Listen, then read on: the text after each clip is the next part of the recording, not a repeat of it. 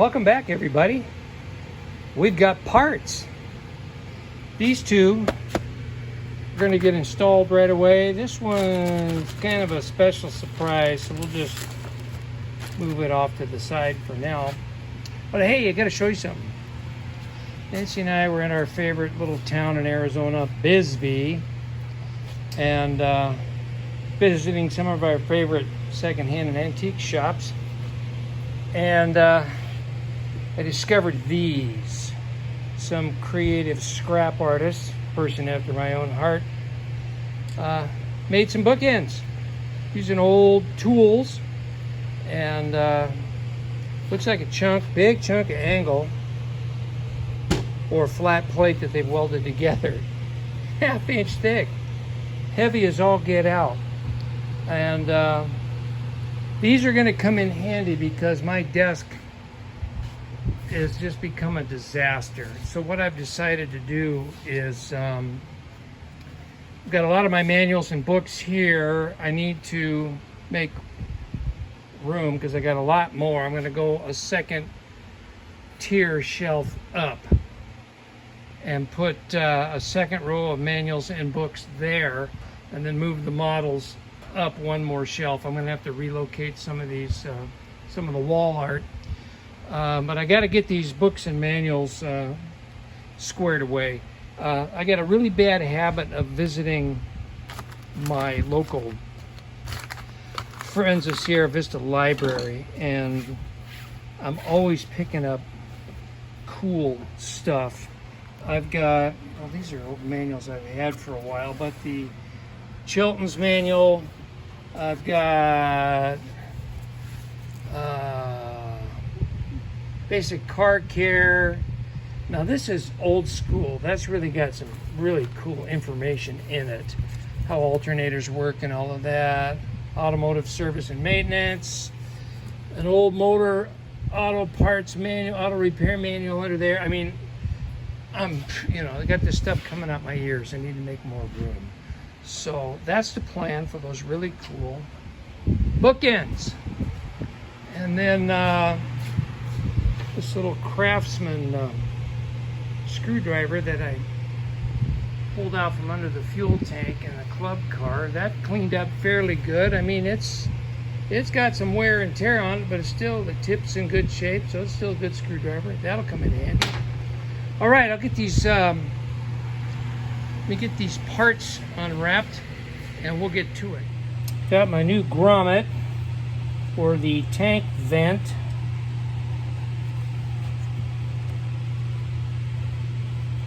I might have to, it's pretty stiff, I might have to put some lube on that.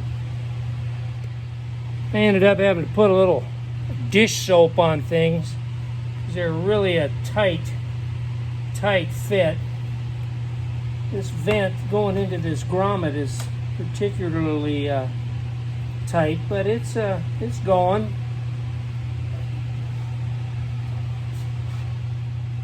Boy, that was a struggle, but it's in there. And then I got to run some 1/8" tubing down behind the tank, just as the vent. I've made up a gasket to go right here to cover where the fuel tank sending unit used to go. I'm thinking about modifying this. Remember in the last video I told you that my pickup tube won't work in here. I don't want to risk cutting this tank, cutting this, to make room for that to spin on, because this tank is really old and somewhat brittle, and I don't want to risk causing a problem that way. So I may modify this to allow the tube to screw into that, the pickup tube, rather than here. I do have the old fitting with a plug on it that'll screw back in there. So I think that'll make all this work.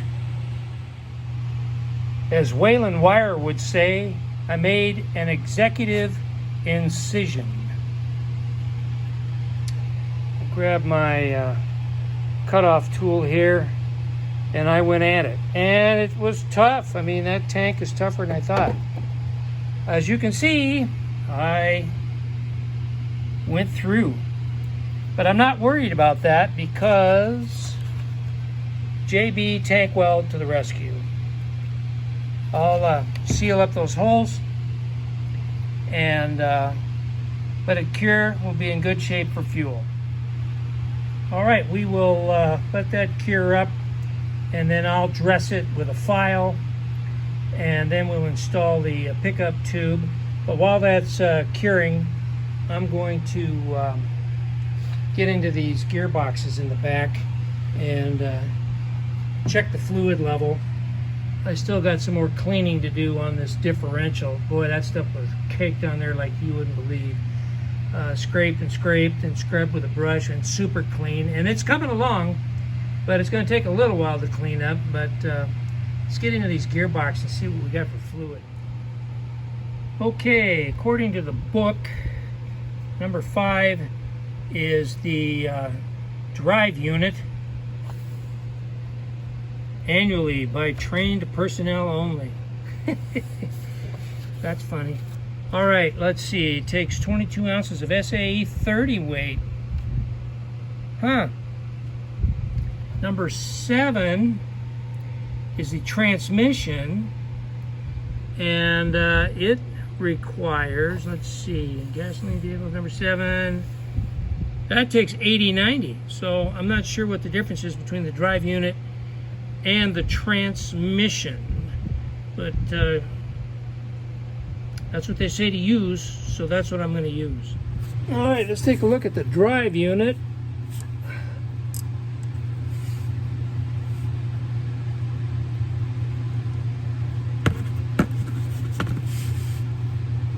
What do we got?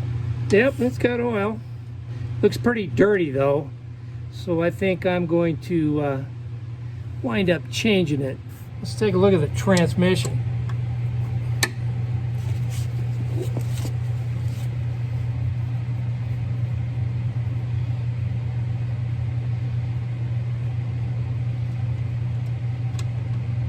Yep, that's got oil.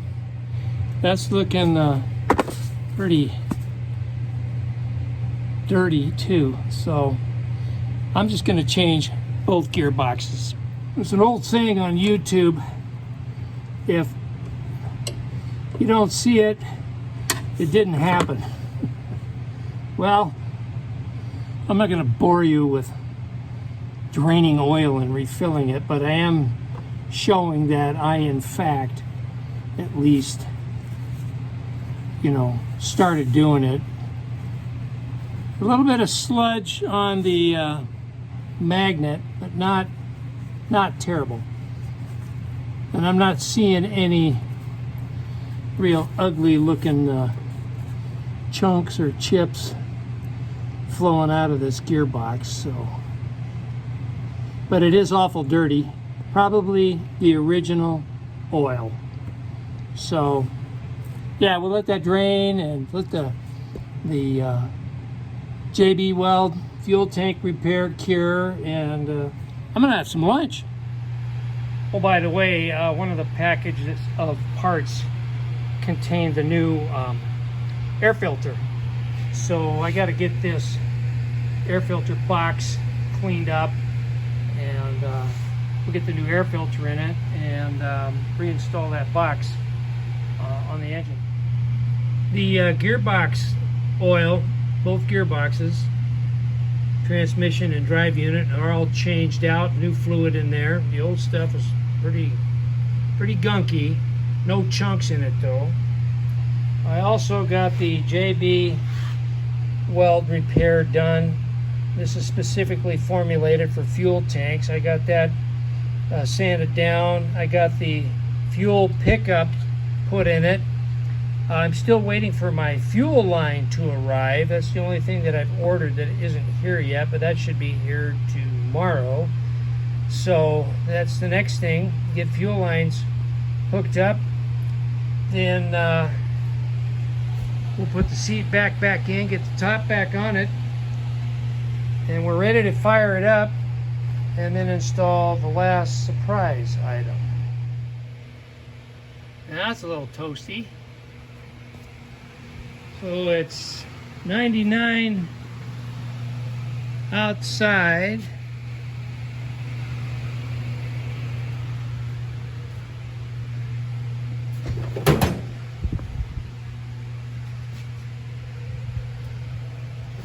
Which is about what?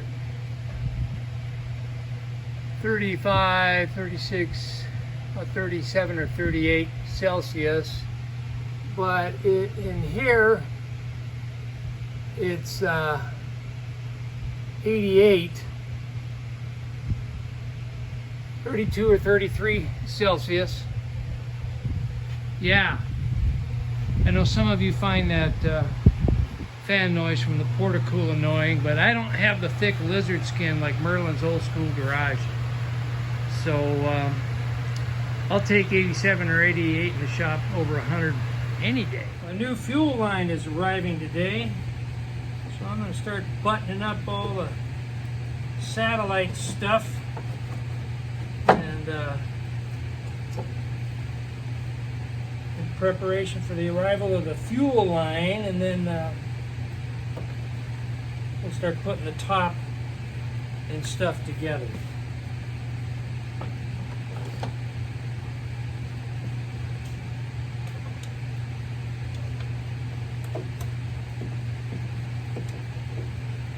Can't see.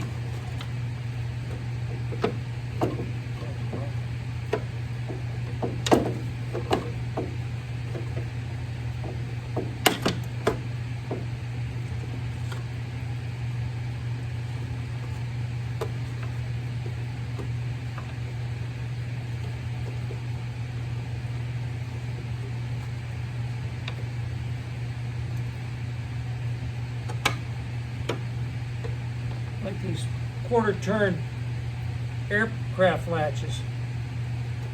It really makes it easy to hook all this stuff up. Get on there.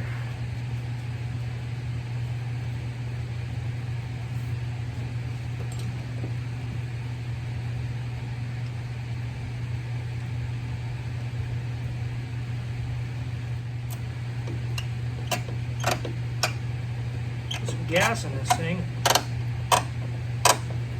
See what happens. I got to looking at this engine.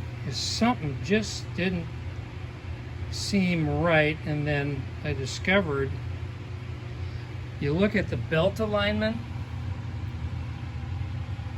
that's crooked. Look at that drive belt in relation to the clutch. Engine is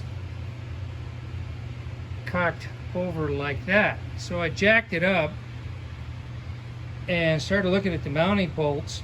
The engine mounts, all the framework and all of that is straight as an arrow. So I jacked it up and I got to looking. There's two mounting bolts in the front.